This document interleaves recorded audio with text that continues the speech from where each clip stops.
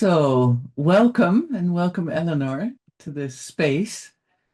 As you know, we're recording podcasts with people I know, like, and respect, who are colleagues and friends and ex-clients to celebrate the 40th anniversary of Intact Academy. Um, 40 years of giving accredited coaching and consultancy training and change training, which is what we're going to talk about. So, for those of the people who don't know you, would you be willing to introduce yourself, Eleanor? Yes, so I'm Eleonore Lind. I'm a TSTA in the field of psychotherapy. And my passion is using creative methods, the body, in change process. Mm. And I also work as a mediator. Oh, fantastic. I know you do. Yeah. Mm. So we know each other from Sweden as well, and I know you for a long time actually as a colleague. Yeah. Fascinated by your integration of TA and creative method, especially somatic, because we have in the 70s, 60s, 70s, we had a whole string of TA and somatic work, but it's kind of gone down, really. People who say body work usually do body analysis and not really body work. So I'm really interested in what you do. So would you be willing to tell us something about that? Well, in the change process, we need to have our bodies on track, and we live in our bodies. And the signals from our bodies to the brain are about 80%, and the other way about 20%. So, the body is both a resource, but also, well, we hide our secrets in our bodies Mm. and even from ourselves, from our adult ego states. So, to work with the body in different ways, we can heal without letting the mind come in the way, actually. Yeah, that's a good way of putting it. Yeah. So when you talk about secrets, what secrets are you thinking of? Well, the body holds memories, we know that, and a lot of the memories that are before 3 years of age, we cannot access cognitively, or very rarely can access cognitively, but they live in the body as contractions or memories. And some of them may be very painful. And of course, there is a reason for it living in the body and we're not being able to access them, because it also keeps us safe as we grow up. But as adults, we need new strategies. We need to be able to think and choose. And sometimes the old compelling patterns come in the way. And they are sometimes too difficult to reach with our brain or with talking.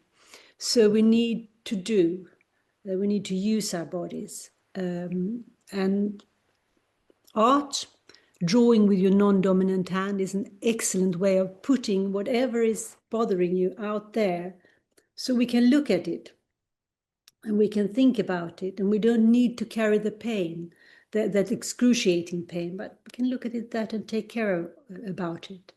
Or we can use trauma adapted yoga, which helps us to regulate our nervous system, Mhm. so that we get more comfortable and safer in our bodies and can think clearer and then make choices. Mhm. So incorporating all these in change processes.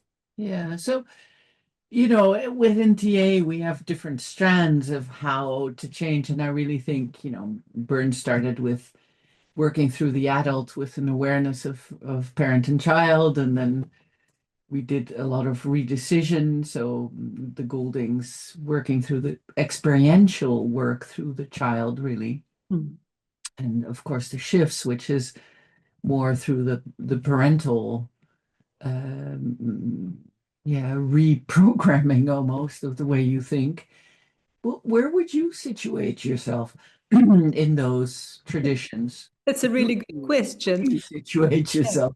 Because they're all relevant, and I use all the approaches, like picking what is the good bits.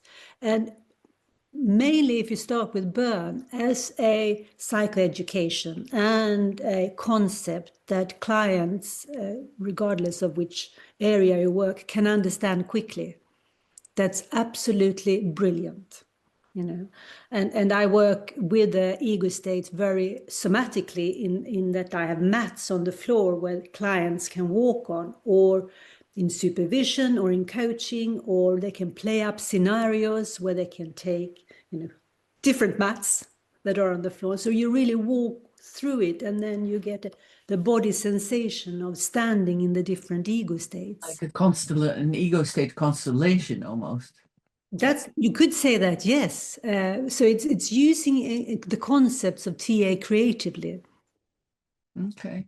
Yeah. And would you call what you do redecision work? So do you work through child, or how do you work? You don't let it go, do you, Sari? No, I don't. That's great. So there is obviously redecision work as well, in that we do make a redecision, but perhaps not in the traditional two-chair or two-pillow model. So I think that as a concept, whenever we make or get an aha movement, the aha moment where all the ego states are with us, including the child, we have made some kind of redecision. But Uh, of course, that's not enough. We need to go out and practice it. yeah, And then we do need a therapist or a coach to help you practice the new decision so that you kind of anchor it in the body. yeah. So where would I put myself? Well, You don't have to put yourself anywhere. I was just I think curious. I use a lot of, I mean, and I also use the relational approach, and there is elements from the integrative. I mean, it's integrative. I Yeah, mean, maybe not Erskine integrative, but integrative, that I incorporate and integrate different concepts, theories, practices that I've used mainly from TA that works for yeah, me. yeah. Maybe it's less integrative than what do you in Dutch we say oecumenisch. So and that you take, Yes. yeah. Ecumenic. Yes, I know the word ekumenisk is in Swedish. In Swedish. Well, you know what? My grandmother was a ecumenic Christian There in you go. different churches every week. So Yeah, maybe that's the heritage. that's a good heritage to have. Yeah. So, so let's say I walk in and I have early trauma, Mhm. which I know here, but obviously we know now, at cellular level, we carry memory and heart as well. Mhm. So how would you work with someone like that? Mhm. So, of course, we start with talking because most people come because they want to talk. Hmm. But I gently, and maybe even the first time, incorporating a suggestion of, shall we do some movements together? Okay. Some movements which also often naturally incorporates the breathing, so that well, I teach obviously, but also together we can breathe so that our limbic system becomes in harmony with each other. So that could be perhaps for 2 minutes, Hmm. maybe halfway through the first session. And as the sessions progress, I will suggest that they do a little bit of a longer yoga set of yoga movements. And we do them together, and I may even send them a link to a small film. Okay. And usually people say that it's this breathing out more than breathing in, and becoming more aware of that so that they can take that into crisis situations or stressful situations. So that's one way of incorporating. And then, of course, talking about, reflecting on, and what other things comes up through moving the body, because there usually is. So it's Yeah. very gentle. Yeah. So I'm also hearing that you incorporate drawing, and you really made that gesture for the externalizing of the trauma almost, so you can look at it. I think that's really important because there are different reasons why it's important. One is that you can actually look at it, but also because then it seems as if the emotional charge becomes less. So the fear kind of recedes a little bit as you look at it. And you may discover things that you didn't know cognitively. So it's like a progression forward. And especially, I obviously we do the drawing in the sessions, but sometimes people get very enthusiastic about it, and we make drawings in between sessions, and then we'll bring the drawings either in small notebooks that we flip through, bigger paper, or maybe rolls of paper like a Torah roll. We roll it out and we look through the like progression of the narrative, which is really, really fascinating. Oh, that's beautiful. Yeah. And not always can we find a, how do you say, this is what happened and this is the change, but the client feels better. And I think if you feel better, Oh, if you you've been able to have a narrative, really, a conscious narrative about what happens. yeah, yeah. Storytelling is really important in my work as well. So I'm really, but so do you frame it? So do you use the new neuroscience theories or the polyvagal theory to frame your work, or? Yes, I do. And through the training in trauma adapted yoga, which is very different from the traditional yogas, there is a lot of the recent research in the brain. So there will be polyvagal theory, there is the theory of attachment separation, there is the theory of the hormonal systems. So there's many cutting edge theories that are incorporated. Mm, And if I think that if Byrne was alive, he would have used all these theories as well, because he interestingly talks about the adult being yeah, endocrinologically driven. yes. And so I'm thinking, yeah, but at that time there wasn't the knowledge that we have today. Yeah, or the framework. Yeah. So I'm really interested in this trauma adapted yoga. So how is it different from normal, because there's many types of yoga, but normal yoga? Yeah, so it was first used in prisons and with people who were very traumatized. And they noticed that the inmates were less aggressive, calmer, and didn't use so much medication. So they started to do quite rigorous research, both in Sweden, but also in America, primarily in California.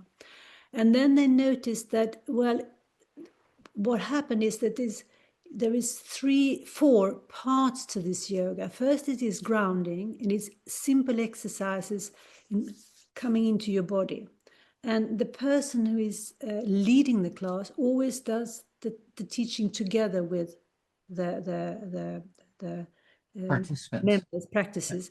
And so it's the equal relationship of I'm okay, you're okay.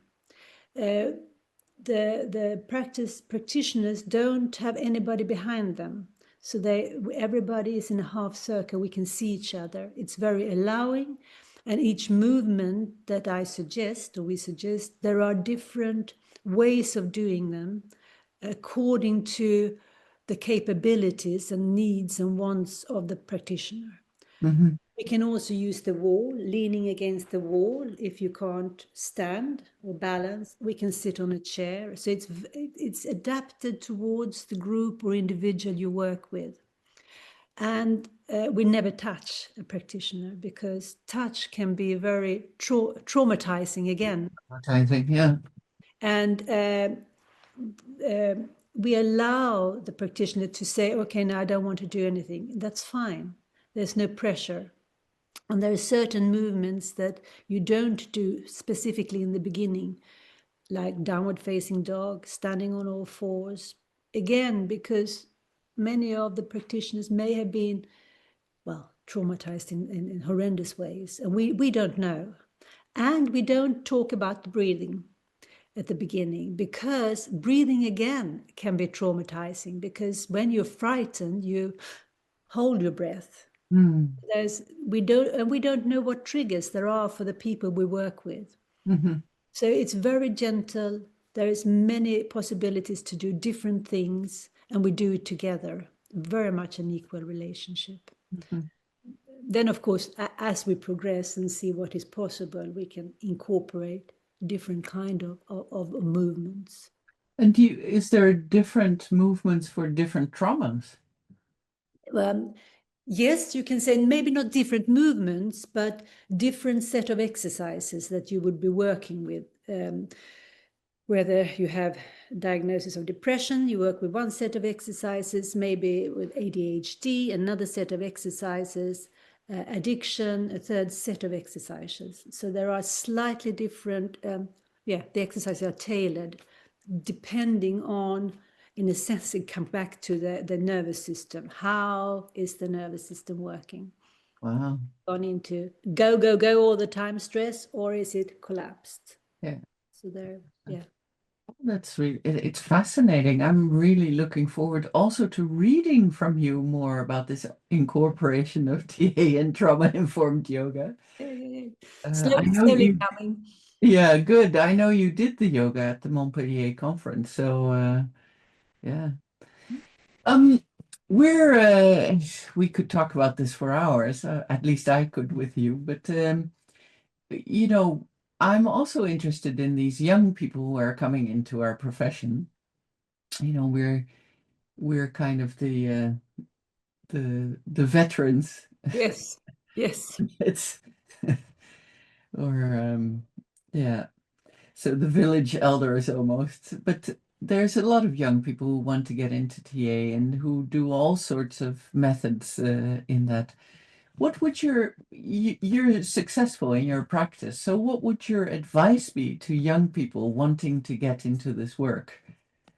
Oh, first, I would just want to say I agree with you. We need young people. We Yes. really need young. Well, it's keep at it, and if the first person or training you come to doesn't suit you, go for another one. And it's much easier now when we can do it digitally. So you're finding somebody who really suits you. And if that's not where you live, you may find it somewhere else. And Mhm. then the second is to read. Yeah, get some simple books, because there are some really fantastic simple books, new ones as well as old ones.